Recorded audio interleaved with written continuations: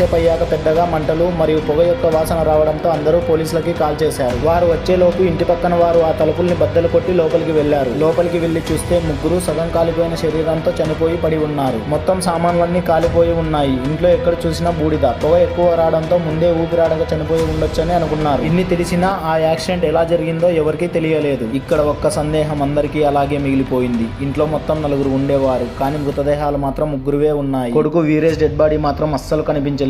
దీన్ని బట్టి చూస్తే వీరేష్ యాక్సిడెంట్ కి ముందు ఇంట్లో లేకపోయి ఉండొచ్చు, లేకపోతే మొత్తం కాలిపోయి బూడిద అయి ఉండొచ్చు. అసలు ఇది యాక్సిడెంటా లేక ఎవరైనా కావాలని చేశారా అనేది కూడా తెలియాల్సిన విషయం. ఆ ఫైర్ యాక్సిడెంట్ ఫైల్ తీసుకుని ఎన్నో డౌట్స్ తో సూర్య అండ్ అతని టీం ఎస్ఐ గారి దగ్గరకు వచ్చి, ఎస్ఐ గారు మా కేసుకి ఈ ఫైల్ చాలా అవసరం, మేము తీసుకుని వెళ్ళొచ్చా అని అడుగుతాడు సూర్య. తప్పకుండా సూర్య అని చెప్తాడు ఎస్ఐ. థ్యాంక్ యూ ఎస్ఐ గారు అని చెప్పి ఆ ఫైల్ తీసుకుని ఆ ఫ్యామిలీ యొక్క పోస్ట్ మార్టం రిపోర్ట్ కోసం హాస్పిటల్ కి వెళ్లారు సూర్య అండ్ అతని టీం. ఆ పోస్ట్ మార్టం రిపోర్ట్ లో ఈ ఫుల్ వీడియో యొక్క లింక్ కింద డిస్క్రిప్షన్ లో ఉంది. ఇంట్రెస్ట్ ఉన్న వాళ్ళు వెళ్ళి చూడండి. నచ్చితే మన ఛానల్ ని సబ్స్క్రైబ్ చేసి బెల్ ఐకాన్ ఆన్ చేయండి.